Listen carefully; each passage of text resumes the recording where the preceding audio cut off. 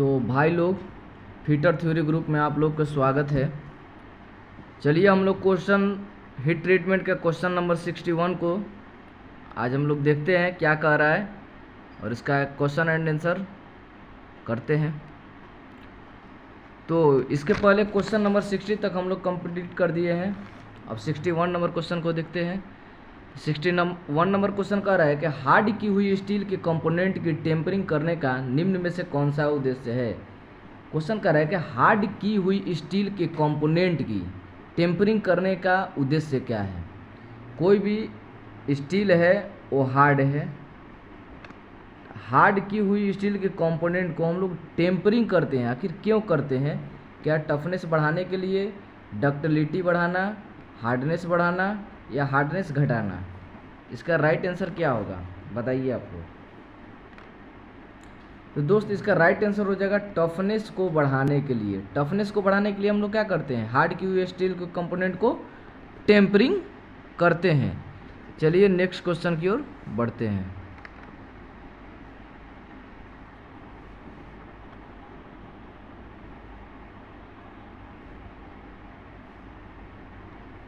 चलिए question number 62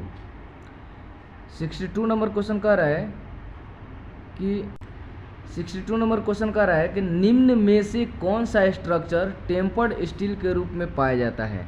कौन सा ऐसा स्ट्रक्चर है जो टेम्पर्ड स्टील के रूप में पाया जाता है? क्या ट्रूस्टाइट है, ऑस्टेनाइट है, सर्वाइट है या मार्टेनसाइट है? इसका राइट आंसर क्या होगा बताइए। देखिए इसका राइट आंसर हो जाएगा सर्वाइट। सर्वाइट एक ऐसा स्ट्रक्चर है जो टेम्पर्ड स्टील के रूप में पाया जाता है। चलिए नेक्स्ट क्वेश्चन की ओर बढ़ते हैं। Question number 63।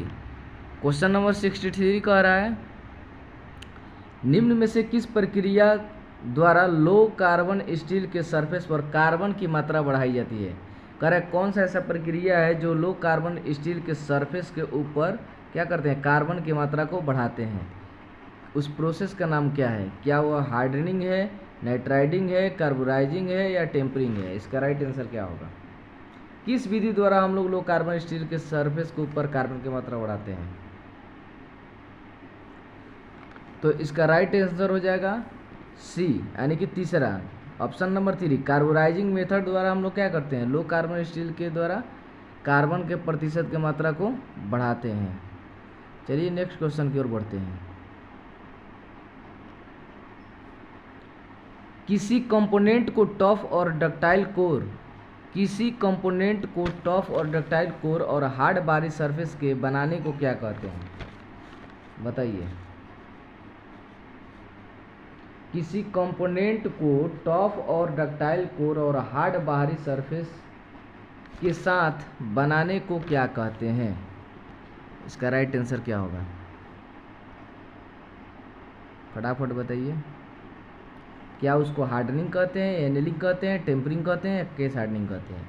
पहले इस क्वेश्चन को आप लोग समझिए। कह रहा है कि किसी कंपोनेंट को टफ कोर और डक्टाइल, क्वेश्चन मिसिंग दिया है का? ठीक है, टफ कोर यहाँ पर देखिए मिसिंग है। टफ कोर और डक्टाइल कोर और हार्ड सरफेस को बनाने को क्या कहते हैं? चलिए इसका राइट आंसर बताइए। इसका राइट आंसर हो जाएगा केस हार्डनिंग। क्या हो जाएगा? Case hardening is correct answer हो जाएगा। चलिए नेक्स्ट क्वेश्चन की ओर बढ़ते हैं।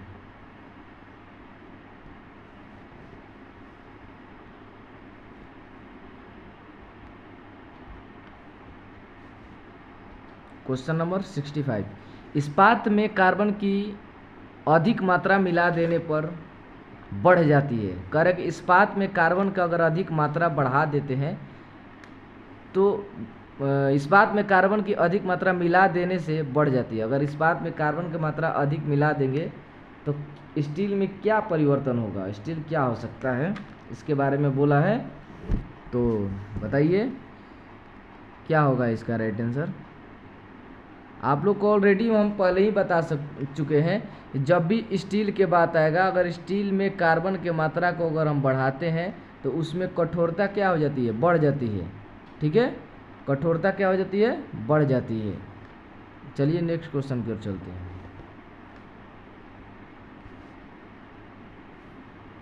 यदि बेरिंग का बाह्य रूप मजबूत करना हो, कह रहा है कि यदि बेरिंग का बाह्य रूप मजबूत करना हो तो कौन सी पद्धति अपनानी पड़ेगी। बियरिंग आप लोग देखे हैं, बियरिंग देखिए, बियरिंग इस तरह का होता है ना। तो कह रहा है कि बियरिंग का अगर बाह्य सतह को क्या करना हो, बाह्य सतह को मजबूत करना हो तो कौन सी पद्धति अपनाई जाती है।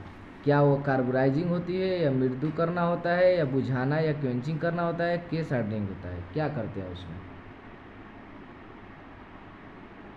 तो देखिए उसमें हम लोग कार्बोराइजिंग क्रिया करते हैं। क्या करते हैं, कार्बोराइजिंग। यदि बेयरिंग के बाह्य सतह को मजबूत करना होता है तो हम लोग कौन सा प्रक्रिया करते हैं, कार्बोराइजिंग प्रक्रिया करते हैं। चलिए नेक्स्ट क्वेश्चन की ओर बढ़ते हैं।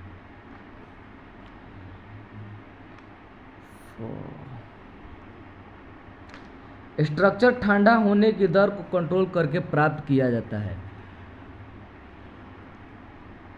स्ट्रक्चर ठंडा होने के दर को कंट्रोल करके प्राप्त किया जाता है। स्ट्रक्चर को ठंडा होने के दर को अगर कंट्रोल करते हैं तो क्या प्राप्त किया जा सकता है।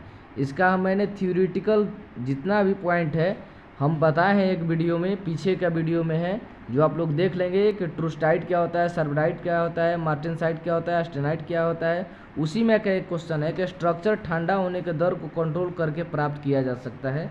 ठंडा होने के दर को कंट्रोल करके क्या प्राप्त किया जा सकता है, इसका राइट आंसर बताइए आप लोग। क्या ट्रूस्टाइट या सर्वाइट या मार्टेनसाइट या ऑस्टेनाइट। देखिए इसका राइट आंसर हो जाएगा सर्वाइट। क्या होता है, सर्वाइट प्राप्त किया जा सकता है। चलिए नेक्स्ट क्वेश्चन की ओर बढ़ते हैं।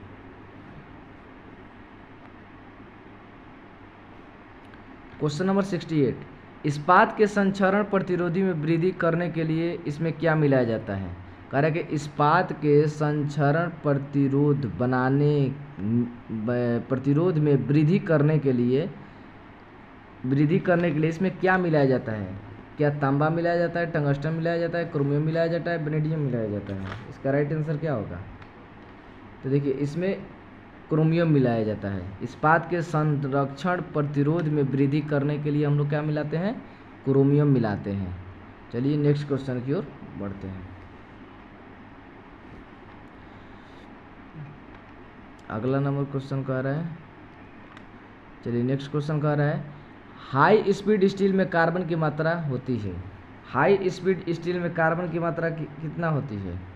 तो इसका राइट आंसर हो जाएगा 0.5 से 1.5% तक होती है। हाई स्पीड स्टील में कार्बन की मात्रा होती है 0.5 से 1.5% होती है। चलिए नेक्स्ट क्वेश्चन की ओर बढ़ते हैं।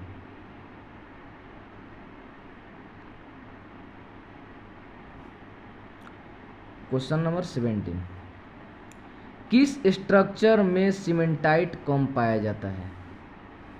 किस स्ट्रक्चर में सीमेंटाइट कम पाया जाता है, बताइए आप लोग इसका राइट आंसर। इसका थ्योरेटिकल हम बता दिए हैं, अगर आप लोग उस वीडियो को देखे होंगे तो जरूर इसका राइट आंसर बता देंगे।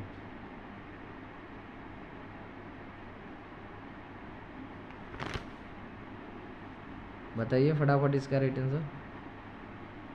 तो देखिए हम बता रहे हैं पियरलाइट, सॉरी इसका राइट आंसर हो जाएगा, आइए इसका राइट आंसर हो जाएगा ऑप्शन नंबर 4, यानी पियरलाइट और सर्वाइट में सीमेंटाइट की मात्रा कम होता है। ठीक है, चलिए नेक्स्ट क्वेश्चन की ओर बढ़ते हैं।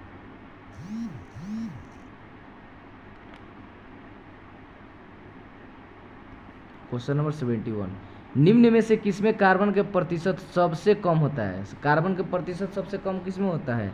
तो देखिए लोहा का सूत्र रूप होता है पिटवा लोहा, तो पिटवा लोहा में कार्बन का प्रतिशत सबसे कम होता है। इसमें सिर्फ 0.1% ही कार्बन होता है, बाकी 99.9% क्या होता है, आयरन होता है। चलिए नेक्स्ट क्वेश्चन की ओर बढ़ते हैं।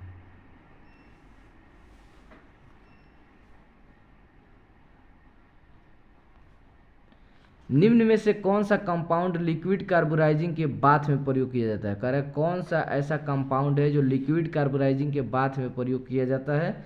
तो दोस्त इसका राइट आंसर हो जाएगा, एक सेकेंड, क्वेश्चन नंबर 71 में निम्न में से किसमें कार्बन के प्रतिशत सबसे कम होता है? निम्न में से किसमें कार्बन के प्रतिशत सबसे कम होता है?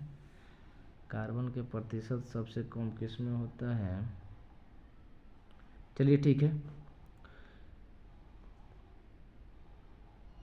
निम्न में से कौन सा कंपाउंड लिक्विड कार्बोराइजिंग के बाथ में प्रयोग नहीं होता है? कौन सा कम नहीं होता है भाई? तो 72 का आंसर हो जाएगा सोडियम सल्फेट। क्या हो जाएगा?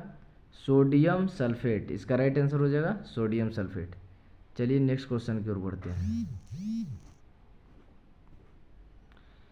कह रहा है कि जिस तापमान पर स्टील की आंतरिक बनावट में परिवर्तन आना आरंभ होता है उसे क्या कहते हैं? तो आप लोग को हम 3 गो चीज़ बताए थे इसमें, एक लोअर क्रिटिकल टेम्परेचर, एक अपर क्रिटिकल टेम्परेचर, एक टेम्परेचर रेंज। तो देखिए जहाँ से हम लोग स्टील को गर्म करना चालू करते हैं वहीं से आंतरिक बनावट में परिवर्तन आना स्टार्ट हो जाता है। तो वही क्वेश्चन कह रहा है कि जिस तापमान पर स्टील में की आंतरिक बनावट में परिवर्तन आना आरंभ हो जाता है वो क्या कहलाता है? इसमें 4 ऑप्शन दिया हुआ है। क्या वो लोअर क्रिटिकल होता है तापमान, या अपर क्रिटिकल तापमान होता है, क्रिटिकल रेंज होता है, या इनमें कोई नहीं? तो दोस्त इसका राइट आंसर हो जाएगा लोअर क्रिटिकल तापमान। लोअर क्रिटिकल तापमान पर अगर हम स्टील को गर्म करते हैं तो वहीं से उसका आंतरिक परिवर्तन आना आरंभ हो जाता है। चलिए नेक्स्ट क्वेश्चन की ओर बढ़ते हैं।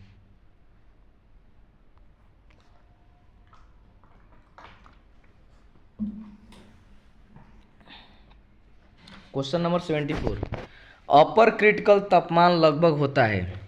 एक क्वेश्चन दिया है, देखिए अपर क्रिटिकल तापमान सबका अलग अलग होता है, ठीक है। अब लगभग में दिया हुआ है एवरेज, तो लगभग में आपका कम से कम 800 डिग्री सेल्सियस हो जाता है लगभग में अपर क्रिटिकल तापमान, ठीक है। चलिए नेक्स्ट क्वेश्चन की ओर बढ़ते हैं। जिस बिंदु पर कार्बन आयरन में पूरी तरह घुल जाता है उसको जाती है कहलाता है।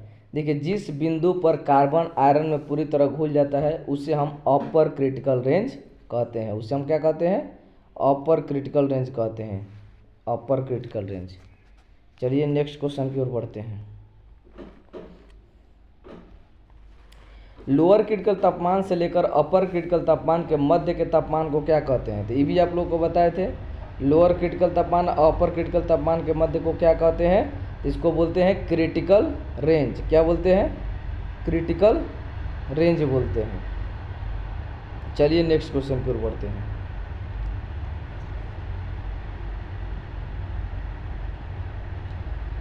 हीटिंग किस पर निर्भर करता है? हीटिंग किस पर निर्भर करता है? ये क्वेश्चन के आंसर आप लोग आसानी से बता देंगे। हीटिंग किस पर निर्भर करता है? क्या स्टील की कंपोजिशन पर, स्ट्रक्चर पर, या फिर आकार पर, या सभी? किस पर हीटिंग किस पर निर्भर करता है? तो देखिए ये हीटिंग सभी पर निर्भर करता है। क्यों? क्योंकि स्टील के कंपोजिशन क्या है, उसका स्ट्रक्चर क्या है, बनावट क्या है, आकार क्या है, ये सभी पर क्या होगा? स्टील हीटिंग निर्भर करेगा। हीटिंग क्या करेगा? निर्भर करेगा। चलिए नेक्स्ट क्वेश्चन की ओर बढ़ते हैं।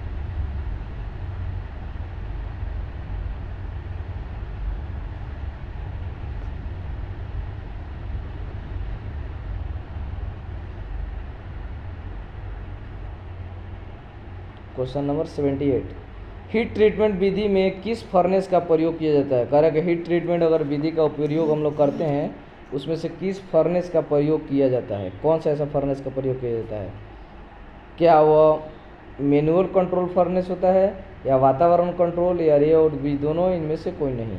इसका राइट आंसर क्या होगा? तो दोस्त इसका राइट आंसर ए और बी दोनों हो जाएगा, ठीक है। इसका राइट आंसर क्या हो जाएगा? ए एंड बी दोनों हो जाएगा। चलिए नेक्स्ट क्वेश्चन की ओर बढ़ते हैं। स्टील के पार्ट्स को निश्चित तापमान पर गर्म करके उसी तापमान पर रखना क्या कहलाता है?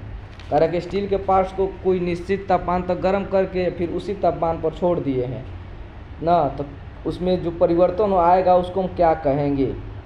क्या कहेंगे भाई? बताइए, हीटिंग कहेंगे, सोकिंग कहेंगे, क्वेंचिंग कहेंगे, इनमें से कोई नहीं, क्या कहेंगे? देखिए, इसको बोलते हैं हम सोकिंग। क्या बोलते हैं? सोकिंग बोलते हैं। स्टील के पार्ट्स को निश्चित तापमान तक गर्म कर दो, फिर उसी तापमान पर हम लोग क्या करते हैं? छोड़ देते हैं। उस विधि को हम लोग सोकिंग कहते हैं। क्या कहते हैं? सोकिंग कहते हैं। तो चलिए नेक्स्ट क्वेश्चन की ओर बढ़ते हैं। आज का next question and last question होगा। 20 क्वेश्चन को हम प्रिपरेशन कराते हैं पर डे। 2-4 दिन से वीडियो नहीं डाल रहे हैं, जिस थोड़ा सा टाइमिंग प्रॉब्लम है। चलिए नेक्स्ट क्वेश्चन की ओर बढ़ते हैं।